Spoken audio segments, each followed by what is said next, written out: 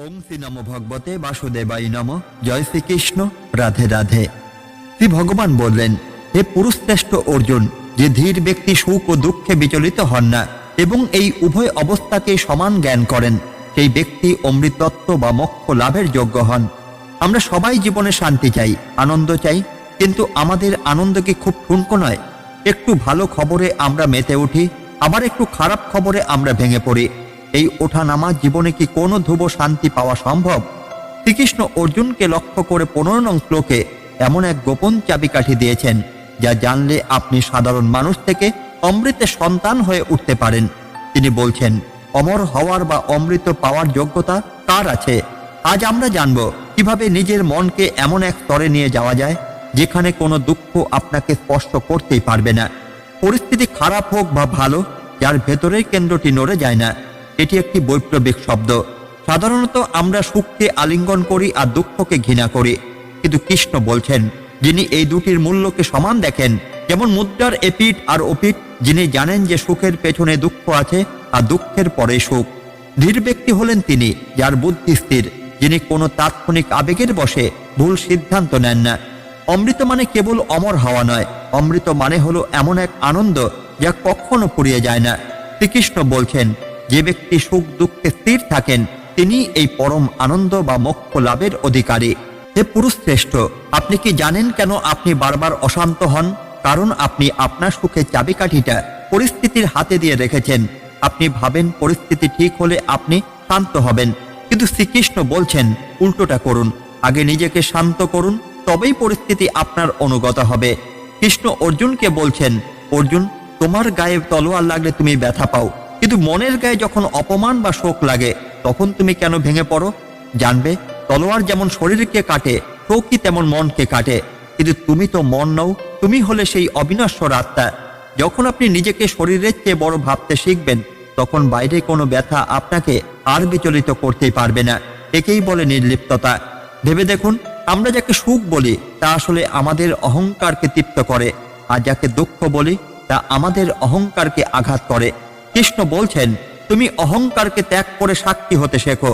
সুখ এলো বলে এটি একটি মেঘ বা আলো দিচ্ছে, দুঃখ এলে বলো এটি একটি মেঘ বা ছায়া দিচ্ছে। দুটোর দিকে শান্তভাবে তাকিয়ে থাকাই হলো সম দুঃখ সুখম।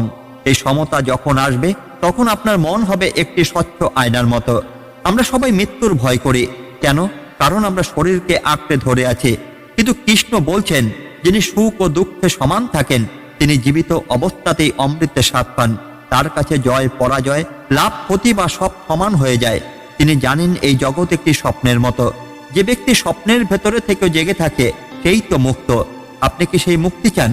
তবে আজ থেকে শুরু করুন সমত্বের অনুশীলন। আজ কেউ অপমান করলে শান্ত থাকুন, আবার কেউ অনেক বড় পুরস্কার দিলে অতিরিক্ত আনন্দিত না হয়ে স্বাভাবিক থাকুন। এই ব্যালেন্সেই আপনাকে দেবরের স্তরে নিয়ে যাবে। শ্রীকৃষ্ণ আমাদের পরীক্ষা নিচ্ছেন। তিনি বলছেন, যদি অমৃতের স্বাদ পেতে চাও, তবে আগে এই অস্থির মনের ঢেউগুলোকে থামাও। নিজের মনের মালিক হন, পরিস্থিতির গোলাম হবেন না। মনে রাখবেন, ভগবান তাকে নিজের কাছে টেনে নেন যার ভেতরে সুখ ও দুঃখের কোনো দ্বন্দ্ব নেই। আমরা সবাই সুখী হতে চাই, তাই না? আমরা এক আজন্ম তৃষ্ণা নিয়ে ঘুরি। কেউ যেন আমায় একটু ভালোবাসে, কেউ যেন আমার প্রশংসা করে, একটু সাফল্যের মুখ যেন আমি দেখি। কিন্তু পরক্ষণে যখন অন্ধকার নেমে আসে, যখন কাছের মানুষটি মুখ ফিরিয়ে নেয়, বা যখন বুক ফেটে কান্না এলো গলার কাছে দলা পাকিয়ে থাকে, তখনই আমরা ভাবি, হে ঈশ্বর, এই যন্ত্রণার কি কোনো শেষ নেই? আমি কি কেবল কষ্ট পেতেই জন্মেছি? রণাঙ্গনের ধুলোয় রথের ওপর বসে অর্জুনও ঠিক একইভাবে ফুপিয়ে কাঁদছিলেন। তার মনে হচ্ছিল পৃথিবীটা তার পায়ের নিচ থেকে সরে যাচ্ছে। ঠিক তখনই শ্রীকৃষ্ণ তার চোখের দিকে তাকিয়ে পরম মমতায় বলেছিলেন। কৃষ্ণ বললেন, অর্জুন, এই কান্না মোছো। যার মনকে সুখ বা দুঃখ কোনোটি ব্যথিত করতে পারে না, এই তো অমৃতের সন্তান। শ্রীকৃষ্ণ অর্জুনকে ডাকলেন পুরুষর সব, অর্থাৎ পুরুষদের মধ্যে শ্রেষ্ঠ। তিনি কেন এই শোকার্ত মানুষটিকে শ্রেষ্ঠ বললেন? কারণ কৃষ্ণ জানতেন অর্জুনের এই যন্ত্রণাই তাকে সত্যের পথে নিয়ে যাবে। আমাদের জীবনে যখন দুঃখ আসে, আমরা ভাবি ভগবান আমাদের ভুলে গেছেন, কিন্তু কৃষ্ণ বলছেন, না, আমি তোমাকে ব্যথিত করছি না, আমি তোমাকে পরীক্ষা করছি। সমুদ্রের ঝিনুক যেমন বালির কণা থেকে ক্ষত বিক্ষত হয়ে মুক্ত তৈরি করে, ভগবানও আমাদের জীবনের আঘাত দিয়ে আমাদের ভেতরে অমৃত বা অবিনশ্বর শান্তি তৈরি করেন। আপনার এই চোখের জল বৃথা নয়, যদি আপনি এতে তিতিক্ষা শক্তিতে রূপান্তর করতে পারেন। সুখ এলে আমরা আকাশে উড়ি, আর দুঃখ এলে আমরা পাতালে নেমে যাই। এই দোলনা আমাদের ক্লান্ত করে দেয়। কৃষ্ণ বলছেন, ভেবে দেখুন তো, ছোটবেলায় যে খেলনাটা ভেঙে যাওয়ায় আপনি সারাদিন কেঁদেছিলেন, আজ কি সেই কথা মনে পড়লে কান্না পায়, না বরং হাসি পায়? কেন? কারণ আপনি আজ ধীর হয়েছেন। আপনি জানেন ওটা একটা খেলনা মাত্র। কৃষ্ণ বলছেন, জীবনটাও ঠিক তেমনই একটা বড় খেলনা। আজ যাকে হারানোর শোকে তুমি পাথর হয়ে যাচ্ছ, জানবে সে কোনোদিন তোমার ছিল না। যখন আপনি সুখ এবং দুঃখকে একই রকম শান্ত দৃষ্টিতে দেখতে শিখবেন, তখন আপনার বুক থেকে কান্না এলো, ঠোঁটে এক স্বর্গীয় হাসি লেগে থাকবে। সেই হাসির নামই হলো সমত্ব। অমৃত মানে কেবল বিষ পান করে বেঁচে থাকা নয়। অমৃত মানে হলো এমন এক মনের অবস্থা যেখানে পৌঁছে গেলে আপনার আর কিছু হারানোর ভয় থাকবে না। আজ আপনি যার জন্য কাঁদছেন, সেটা কি আপনার সাথে অমর হয়ে থাকবে? না। তবে কেন অবিনশ্বর আত্মার শান্তিকে নশ্বর জিনিসের জন্য বলে দিচ্ছেন? যখন খুব আনন্দ হবে তখন নিজেকে মনে করিয়ে দিন, আমি যেন ভেসে না যাই।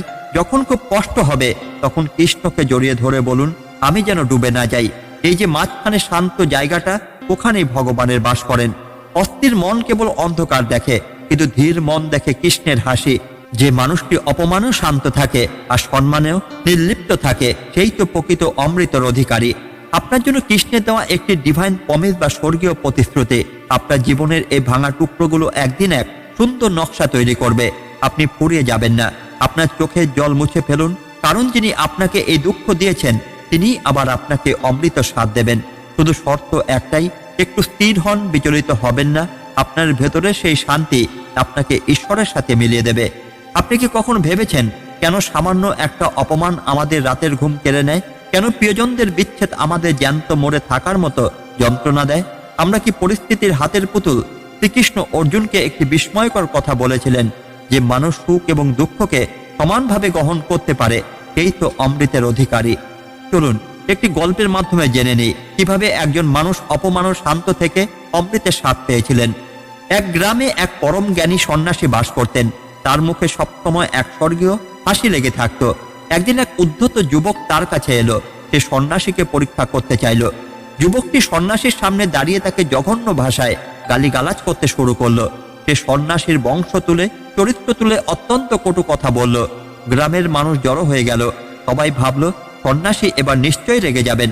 কিন্তু অবাক কাণ্ড, সন্ন্যাসী চোখ বন্ধ করে স্থির হয়ে বসে রইলেন।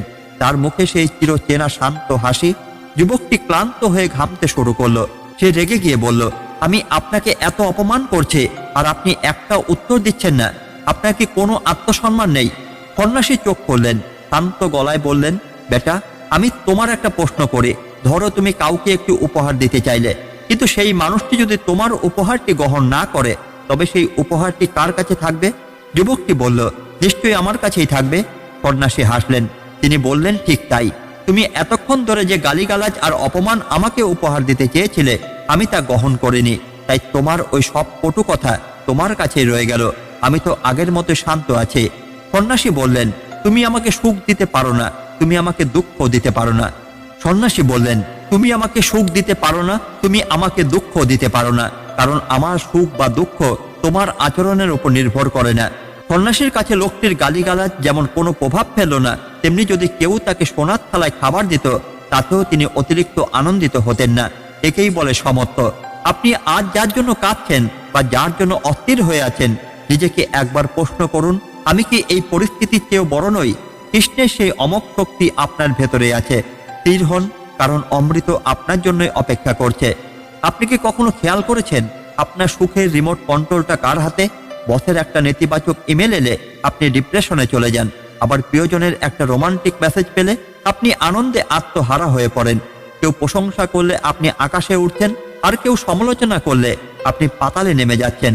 এর মানে হলো আপনার জীবনের নিয়ন্ত্রণ আপনার হাতে নেই। শ্রীকৃষ্ণ অর্জুনকে একটি সুপার পাওয়ার বা পরম শক্তির কথা বলেছিলেন। আজ আমরা জানব কৃষ্ণের এই শ্লোক কিভাবে আপনার অফিসের ডেডলাইন থেকে শুরু করে জীবনের বড় বড় বিপর্যয় পর্যন্ত সবকিছুর আধুনিক সমাধান দিতে পারে, যাকে পরিস্থিতি ব্যথিত করতে পারে না। ধরুন আপনার প্রজেক্ট ফেল করেছে বা আপনার ইনক্রিমেন্ট হয়নি, সাধারণ মানুষ এখানে ভেঙে পড়বে। কিন্তু আপনি যদি কৃষ্ণের এই সমত্ব বা ব্যালেন্স বজায় রাখেন, তবে আপনি দ্রুত সেই শক কাটিয়ে উঠে নতুন প্ল্যান করতে পারবেন। সাফল্য যেমন অতি উৎসাহী হবেন না, ব্যর্থতায় তেমনি মুষড়ে পড়বেন না। এই মানসিক সহ্যই আপনাকে অমৃত বা কেরিয়ারের শিখরে পৌঁছে দেবে। আমরা এখন আমাদের অস্তিত্বকে বিচার করি স্ক্রিনের পিক্সেল দিয়ে। একটা ছবি আপলোড করার পর আমরা প্রতি মিনিটে চেক করি কতগুলো লাইক করলো। লাইক বেশি হলে আমরা সুখী, কম হলে আমরা ইনসিকিউর বোধ করি। সুখ এবং দুঃখের অনুভূতিকে সমানভাবে দেখা। আপনার ভ্যালু বা গুরুত্ব কোনো অ্যাপের অ্যালগরিদম ঠিক করতে পারে না। প্রশংসাকে যেমন মাথায় চড়াবেন না, নিন্দাকে তেমনি হৃদয়ে গেঁথে রাখবেন না। যখন আপনি জানবেন যে আপনি নিজের ভেতরেই পূর্ণ, তখনই বাইরের ডিজিটাল শোরগোল আপনার শান্তি কেড়ে নিতে পারবে না। আপনি তখন মানসিক দিক থেকে অবিনশ্বর বা অমৃত স্তরে পৌঁছাবেন। সম্পর্কের টানাপোড়েনে আমরা সব থেকে বেশি বিচলিত হই। কারো চলে যাওয়া বা কারো অবহেলা আমাদের ভেতরটা শূন্য করে দেয়। কৃষ্ণ আমাদের ধীর হতে বলেছেন। ধীর মানে হলো পরিস্থিতির ঊর্ধ্বে ওঠা। মানুষ আসবে, মানুষ যাবে, কেউ আপনাকে ভালোবাসবে, কেউ ঘৃণা করবে। এটাই জগতের নিয়ম। আপনার শান্তি যদি অন্যের আচরণের উপর নির্ভর করে, তবে আপনি কোনোদিন সুখী হতে পারবেন না। শ্রীকৃষ্ণ শেখাচ্ছেন, সম্পর্কে ওঠানামাকে একটু ঋতু পরিবর্তনের মতো দেখুন। নিজেকে এমনভাবে গড়ে তুলুন যাতে আপনার ভেতরের আনন্দ কোনো মানুষের উপস্থিত বা অনুপস্থিতের ওপর নির্ভর না করে। আমরা কেন মাঝপথে কাজ ছেড়ে দিই? কারণ আমাদের যখন মন ভালো থাকে না বা যখন আমরা ফল পাই না, আমরা কাজ থামিয়ে দিই। কৃষ্ণ বলছেন, অমৃতের যোগ্য কেবল সেই যে বিচলিত হয় না। আপনি যদি কোনো বড় লক্ষ্য পূরণ করতে চান, সেটা জিম করা হোক, পড়াশোনা করা হোক বা ব্যবসা, আপনাকে সমদক্ষ সুকম হতে হবে। যেদিন আপনার মন চাইবে না, সেদিনও কাজ করতে হবে। যেদিন সবাই আপনাকে নিয়ে হাসাহাসি করবে, সেদিনও কাজ করতে হবে। এই যে অবিচল থাকা, এটাই হলো অমৃত তত্ত্বের আধুনিক সংজ্ঞা। এই শ্লোকটি আপনার জন্য একটি গেম চেঞ্জার। এটি আপনাকে শেখায় যে পরিস্থিতি আপনার মালিক নয়, আপনি পরিস্থিতির মালিক। সুখ এবং দুঃখ তো কেবল ট্রেনের জানলার বাইরের দৃশ্যের মতো। দৃশ্য বদলে যাবে, কিন্তু আপনি তো আপনার গন্তব্যে পৌঁছাবেনই। আজ থেকে যখনই কোনো খবর আপনাকে অস্থির করে তুলবে, বুক ভরে শ্বাস নিন এবং নিজেকে বলুন, আমি ধীর, আমি স্থির, আমি অবিনশ্বর। নিজের নিয়ন্ত্রণ নিজের হাতে ফিরিয়ে নিন। অমৃত আপনার জন্য অপেক্ষা করছে। যেখানে কৃষ্ণ এক বিস্ময়কর মহাজাগতিক সত্য বলবেন, যা অসৎ তার কোনো অস্তিত্ব নেই, আর যা সৎ তার কোনো বিনাশ নেই, অর্থাৎ সত্য এবং মিথ্যার প্রকৃত স্বরূপ। মনোবিজ্ঞান বলে, মানুষের অধিকাংশ মানসিক রোগের মূল কারণ হলো বাইরের জগতের ওপর অতি নির্ভরশীলতা। আমরা যখনই আমাদের খুশি বা দুঃখকে পরিস্থিতির হাতে ছেড়ে দিই, তখনই আমাদের মস্তিষ্ক অ্যাংজাইটি বা উদ্বেগের শিকার হয়। শ্রীকৃষ্ণ অর্জুনকে যে সমত্বের কথা বলেছিলেন, তা আসলে আধুনিক মনোবিজ্ঞানের চূড়ান্ত লক্ষ্য। একজন ধীর ব্যক্তি জানেন যে কোনো আবেগই চিরস্থায়ী নয়। যখন আপনি জীবনের ট্রমা বা আঘাতগুলোকে শান্তভাবে গ্রহণ করেন, তখনই আপনার মস্তিষ্ক আরো পরিপক্ক হয়। এই মানসিক দৃঢ়তাই আপনাকে সাধারণের চেয়ে আলাদা করে তোলে। যখন আপনার মন বাইরের কোনো কিছুর ওপর নির্ভর করা বন্ধ করে দেয়, তখন আপনি ভেতর থেকে স্বয়ং সম্পূর্ণ হয়ে ওঠেন। এটি আপনার আত্মসম্মান এমন এক স্তরে নিয়ে যান, যেখানে প্রশংসা বা নিন্দা আপনাকে বিচলিত করতেই পারে না। এই মানসিক মুক্তি হলো প্রকৃত অমৃত। আপনি তখন নিজের অস্তিত্বের পরম আনন্দ খুঁজে পান। আপনার মানসিক স্বাস্থ্যের জন্য একটি বর্ম। এটি আপনাকে মনে করিয়ে দেয় যে বাইরের আবহাওয়া যেমনই হোক, আপনার ভেতরের সূর্য যেন সবসময় উজ্জ্বল থাকে। আজ থেকে যখনই কোনো আবেগ আপনাকে অস্থির করতে চাইবে, বুক ভরে শ্বাস নিন এবং নিজেকে বলুন, আমি ধীর, আমি স্থির, আমি অটল। নিজের ভেতরে সেই অমৃতের স্বাদ নিন। কৃষ্ণের জ্ঞান আপনার সাথে আছে। আপনি কি কেবল ভাগ্যের দোহাই দিয়ে বসে থাকবেন, নাকি পরিস্থিতির বুক চিরে নিজের রাস্তা নিজেই বানাবেন? আমরা অনেকেই আছি যারা একটু কষ্ট পেলেই কাজ থামিয়ে দেয়, আবার একটু সাফল্য পেলেই উৎসবে মেতে ওঠে। এই মুড সুইং আপনাকে কোনোদিন বড় লক্ষ্যে পৌঁছাতে দেবে না। শ্রীকৃষ্ণ অর্জুনকে একটি চূড়ান্ত নির্দেশ দিয়েছিলেন। এর মানে হলো, সুখ হোক বা দুঃখ, লাভ হোক বা ক্ষতি, নিজের ফোকাস থেকে এক চুলও নড়বেন না। আজ আমরা জানবো কিভাবে নিজের ইমোশনকে সাইড করে রেখে হার্ডকোর অ্যাকশন মোডে ফিরতে হয়। সাকসেস বা সাফল্য কোনো মুডের ওপর নির্ভর করে না, এটি নির্ভর করে ডিসিপ্লিনের ওপর। মুড থাকুক বা না থাকুক, আজ আপনাকে যে কাজটা করতে হবে, সেটা যেন আজই শেষ হয়। আপনার আবেগ যেন আপনার কাজের কাটা না হয়। শীতের সকালে লেপ ছেড়ে ওঠা থেকে শুরু করে মধ্যরাতে প্রজেক্ট শেষ করা, এই প্রতিটি কাজে ব্যথিত না হয়ে নিজেকে ঠেলে দিন। সুখ এবং দুঃখকে সমান জ্ঞান করা। এর মানে কি হাত পা গুটিয়ে বসে থাকা? না, এর মানে হলো হাইপা না হওয়া। ব্যবসায় লস হয়েছে, চিৎকার করে কান্নাকাটি না করে শান্তভাবে দেখুন ভুল কোথায় হয়েছে।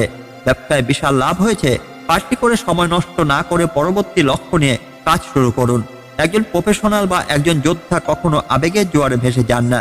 তারা রেজাল্ট যাই হোক, তাদের প্রক্রিয়া বা প্রসেস চালিয়ে যান। আজই সিদ্ধান্ত নিন, আপনি ফলাফলের দাসে পরিণত হবেন না। কৃষ্ণ যে অমৃত বা মোক্ষ লাভের কথা বলছেন তা কেবল মৃত্যুর পরের বিষয় নয়, এটি হলো জ্যান্ত অবস্থায় অমরত্বের স্বাদ পাওয়া। অমরত্ব কার জন্য? যে নিজের কাজের মাধ্যমে নিজেকে অন্য উচ্চতায় নিয়ে গেছে। যখনই আপনি সুখ এবং দুঃখের এই খেলা থেকে মুক্ত হয়ে কাজ করবেন, তখনই আপনার কাজের কোয়ালিটি হবে ডিভাইন বা ঐশ্বরিক। পৃথিবীর কোনো নেগেটিভিটি আপনাকে আটকাতে পারবে না। আপনি তখন কাজ করবেন কেবল জেতার জন্য নয়, বরং নিজেকে শ্রেষ্ঠ প্রমাণ করার জন্য। অমৃতত্ব আপনার সেই পরিশ্রমের পুরস্কার। ধীর হওয়া মানে মন্থর হওয়া নয়, ধীর হওয়া মানে হলো যাকে কেউ টলাতে পারে না। আজ থেকে নিজের কমফোর্ট জোন ভেঙে বেরিয়ে আসুন, প্রতিকূলতাকে স্বাগত জানান। কঠিন পরিস্থিতিতে নিজেকে বলুন, কৃষ্ণ আমার পরীক্ষা নিচ্ছেন। যত বেশি প্রতিকূলতা আসবে, আপনি তত বেশি ধীর বা শক্তিশালী হবেন। আপনার জেদ যেন হিমালয়ের মতো অটল হয়। মনে রাখবেন, অমৃত কেবল তাদেরই জন্য যারা শেষ পর্যন্ত লড়াই চালিয়ে যেতে পারে। বন্ধুরা, 15 নম্বর শ্লোকটি আপনার অলসতা আর ভীরুতাকে চাবুক মারার জন্য। শ্রীকৃষ্ণ আপনাকে কাপুরুষ হিসাবে দেখতে চান না, তিনি আপনাকে পুরুষ শ্রেষ্ঠ দেখতে চান। পরিস্থিতি বদলাবে, মানুষ বদলাবে, কিন্তু আপনার কাজের নেশা যেন না কমে। তিতিক্ষা অর্জন করে অমৃতের অধিকারী হন। অর্জুন রথ থেকে উঠে দাঁড়িয়েছিলেন, এবার আপনার পালা। নিজের কাজের হাতিয়ার তুলে নিন এবং বিশ্বকে দেখিয়ে দিন যে আপনি কে। অনুভূতি তোমার দাস হবে যদি তুমি তোমার লক্ষ্যের মালিক হও। তিতিক্ষা অর্জন করো, অমৃত লাভ করো। ধন্যবাদ। জয় শ্রীকৃষ্ণ।